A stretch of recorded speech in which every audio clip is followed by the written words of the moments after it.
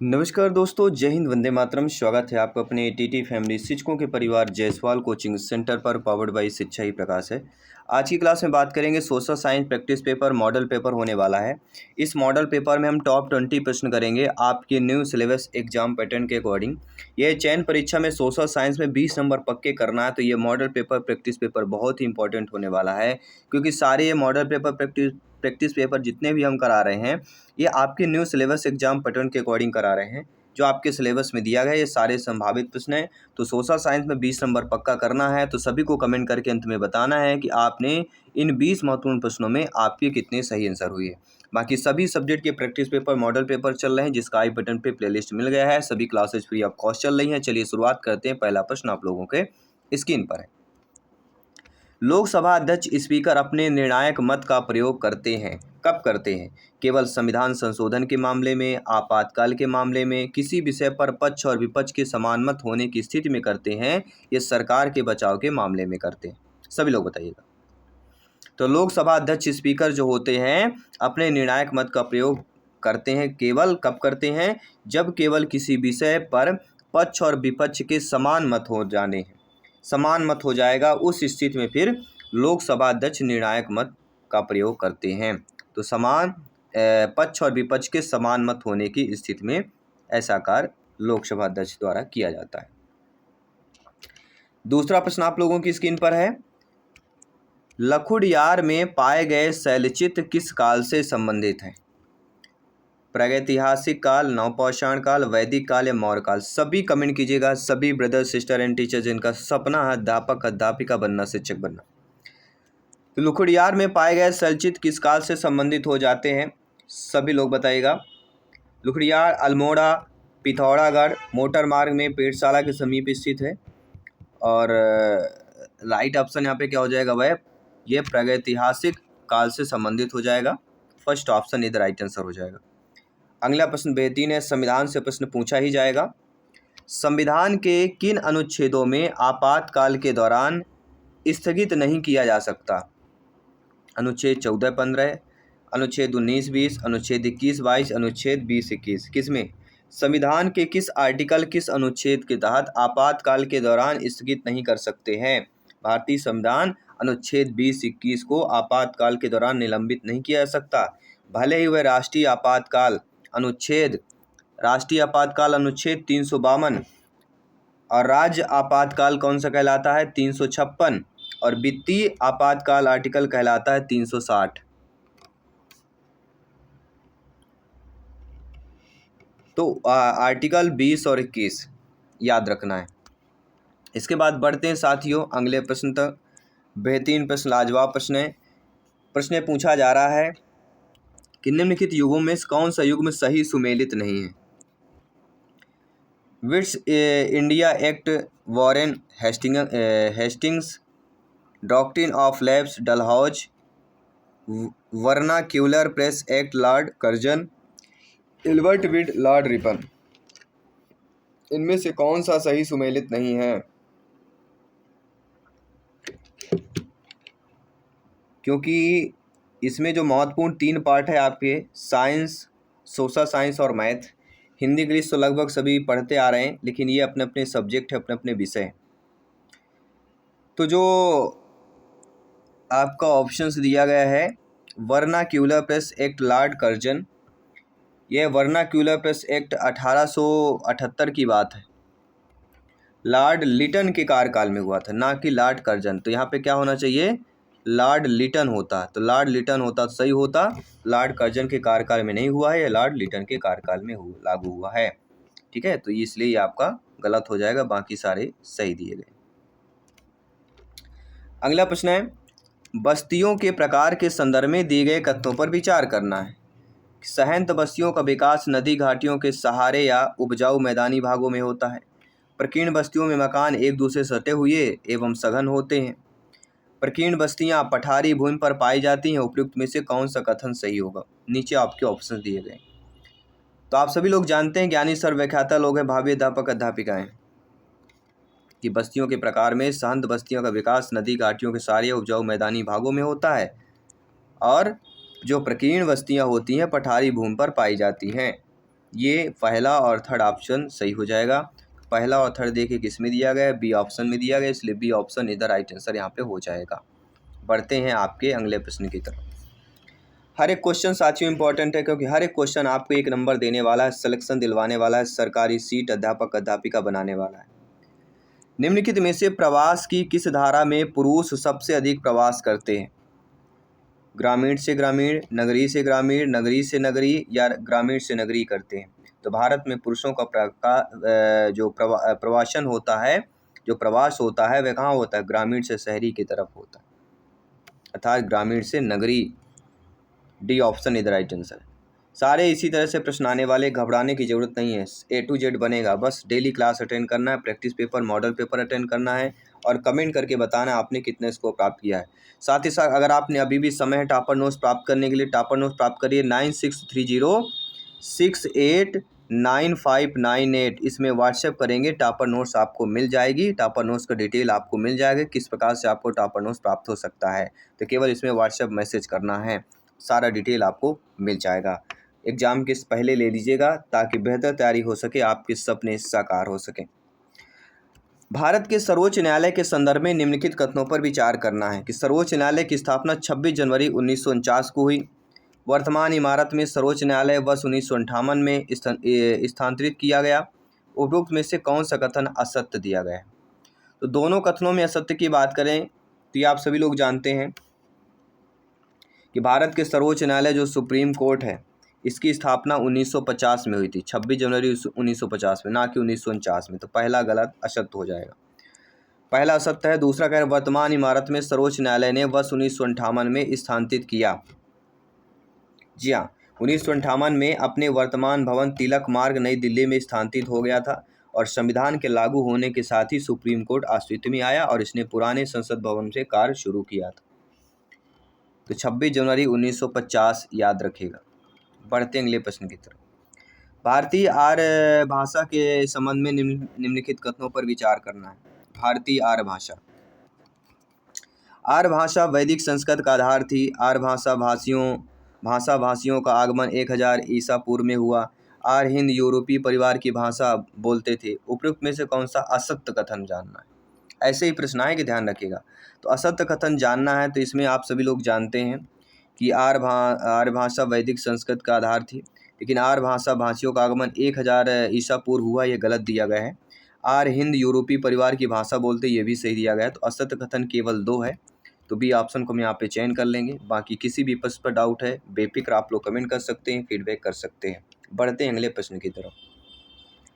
भारत में 200 सेंटीमीटर से अधिक वर्षा वाले प्रमुख स्थान निम्नलिखित में से कौन से हैं? अंडमान निकोबार द्वीप समूह, पश्चिमी घाट, उत्तरी सरकार तट, पूर्वोत्तर हिमालय या मेघालय की पहाड़ियाँ।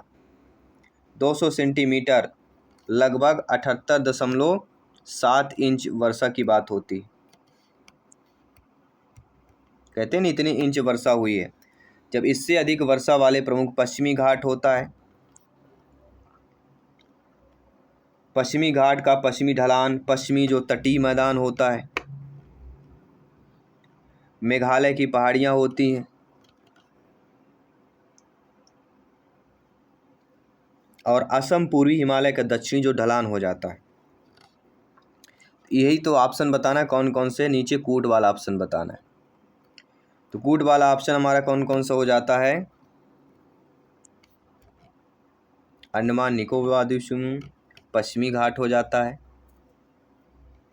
सभी लोग बताइए और कौन सा हो जाएगा? और आप सभी लोग जानते हैं यानी सर्वव्याख्याता लोग हैं, भावी अध्यापक अध्यापिका हैं, तो इसमें कौन कौन सा हो जाएगा? 1, 2, 4, 5।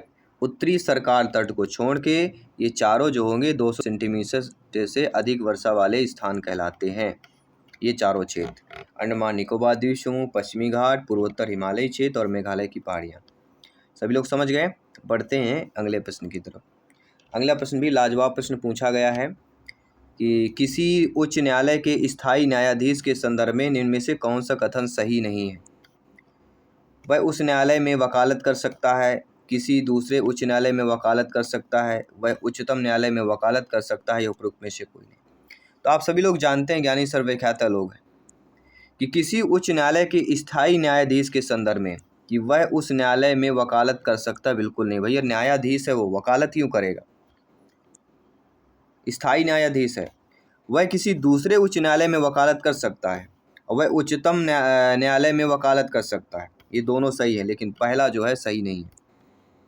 इसके बाद बढ़ते हैं अगले प्रश्न की तरफ।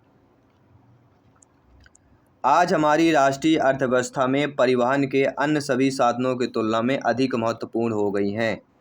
पाइपलाइन, सड़क मार्ग, जलमार्ग या रेलवे, कौन अधिक महत्वपूर्ण हो गया है। अपने दिमाग पे जरा जोर डालिए, एग्जाम के पहले माइंड की मेमोरी को ओपन कर लीजिए। देखिए, देखा जाए तो परिवहन के संदर्भ में तो आपका सड़क और रेल मार्ग दोनों आते हैं, लेकिन सभी साधनों की तुलना में इसमें जो सड़क मार्ग है वह अधिक महत्वपूर्ण होती जा रही है। सड़क रेलवे दोनों आता है, लेकिन सड़क यहाँ पे राइट आंसर हो जाएगा, क्योंकि ये एमपी टेट वर्ग 2 में आया हुआ प्रश्न था। वायु परिवहन के राष्ट्रीयकरण भारत में कब किया गया। 47, 53, 56, 59, सभी बताइएगा। सभी को समय दिया गया है, समय के पहले सभी को कमेंट कर लेना है। वायु परिवहन के राष्ट्रीयकरण भारत में कब हुआ, तो आप सभी लोग जानते हैं, ये सन याद रखिएगा 1953। इस अधिनियम के तहत विभिन्न निजी एयरलाइनों को राष्ट्रीयकृत किया गया। उन्हें एयर इंडिया, इंटरनेशनल और इंडियन एयरलाइंस के रूप में स्थापित किया गया, जो घरेलू और अंतर्राष्ट्रीय हवाई सेवाओं का संचालन करती है। 1953। अगला प्रश्न है और भी लाजवाब है। सैयद मोदी को किस खेल के लिए भारतीय राष्ट्रीय पदक मिला। बहुत ही अच्छा प्रश्न। सैयद मोदी को किस खेल के लिए भारतीय राष्ट्रीय पदक मिला। Badminton, football, volleyball, basketball. तो ये बात आती है 1980 के दशक की बात है, 80-87। लगातार 8 बार चैंपियन बने रहे हैं और 1982 में राष्ट्रमंडल खेलों में उन्होंने स्वर्ण पदक जीता था। सैयद मोदी को बैडमिंटन के खेल क्षेत्र में भारत के लिए राष्ट्रीय पदक, अर्जुन पुरस्कार भी इनको मिला है। लगातार 8 बार चैंपियन रहे हैं और भारत सरकार द्वारा इनको अर्जुन पुरस्कार भी मिला है। अगला प्रश्न, ओलंपिक ध्वज में कितने चक्र होते हैं। 3, 4, 2, 5। ओलंपिक ध्वज कितने चक्र होते हैं। तो आपने देखा होगा ओलंपिक में ऐसे ऐसे सर्किल बनी होती है चक्रों की, थोड़ा पास पास बनी होती है, मैं थोड़ा पास पास बना देता हूँ। ऐसे सर्किल बनी होती है, एक ऐसी सर्किल बनी होती है और एक ऐसी सर्किल बनी होती है। ओलंपिक ध्वज में 5 छल्ले होते हैं। ये 5 रंगों के छल्ले होते हैं जो दुनिया के 5 बसे हुए महाद्वीप है, एक अमेरिका, अफ्रीका, एशिया, यूरोपीय और ओशनिया की एकता का प्रतिनिधित्व करते हैं। ठीक है, इन छल्लों में नीला रंग, काला रंग, लाल और पीला रंग के छल्ले होते हैं, जिसमें से नीले, काले, लाल ऊपर होते हैं और पीला और हरा नीचे होते हैं। तो 5 याद रखिएगा। अगला प्रश्न देखते हैं। डॉक्टर BR अम्बेडकर ने इनमें से कौन से अधिकारों को संविधान का हृदय और आत्मा कहा है। समानता का अधिकार, स्वतंत्रता का अधिकार, संवैधानिक उपचारों का अधिकार या धार्मिक स्वतंत्रता का अधिकार।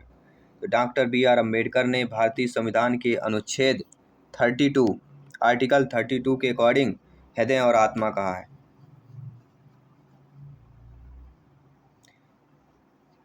तो राइट ऑप्शन क्या हो जाएगा हमारा, संवैधानिक उपचारों का अधिकार।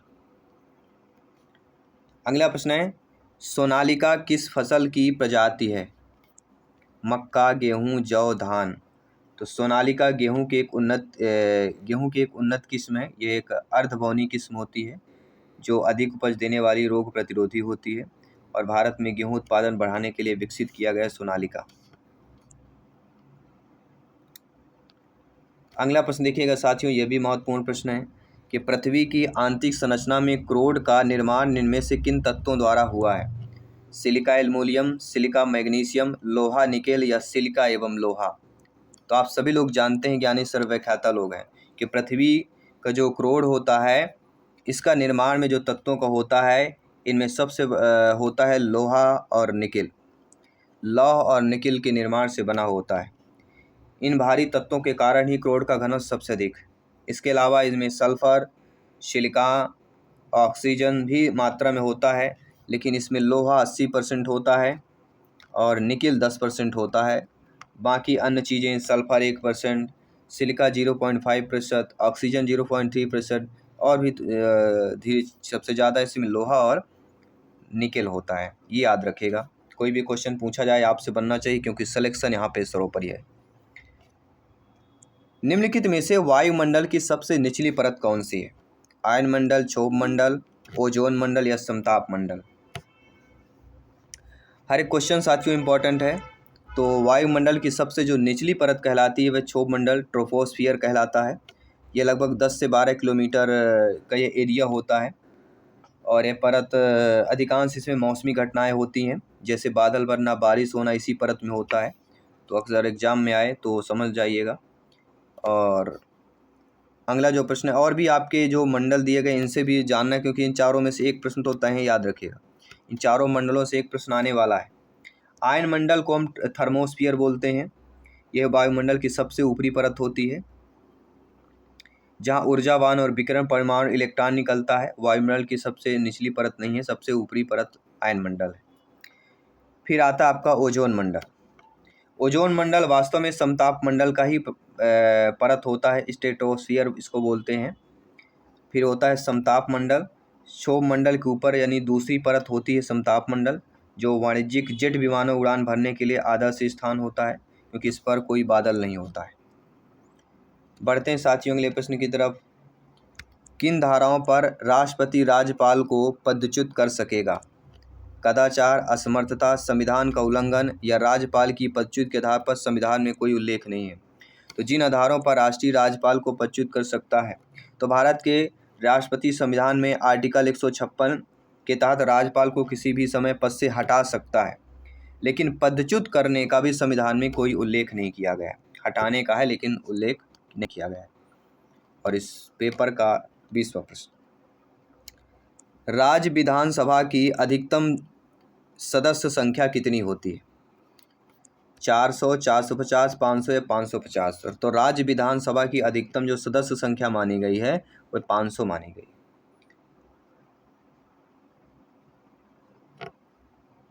और सबसे कम अगर 60, सबसे कम 60 होता है और अधिकतम 500। तो ये रहे प्रैक्टिस पेपर आज के, हमने टॉप 20 क्वेश्चंस किया। इवनिंग में भी आपकी क्लासेज होती हैं, प्रैक्टिस पेपर हो रहे हैं, तो सभी लोग ज्वाइन कीजिए, तैयारी में लग जाइए, क्योंकि ये समस्त पूरा सिलेबस का निचोड़ लेकर आते हैं। और डेली नए प्रश्न मिलेंगे, डेली नया पेपर मिलेगा, नया अभ्यास आपके लिए होगा, मॉक टेस्ट होगा, ताकि आपकी तैयारी बेहतर हो सके, आपके सपने साकार हो सके, आपके माता पिता के सपने साकार हो सके, आपका उज्जवल भविष्य आपके आगे है। तो चलिए, धन्यवाद।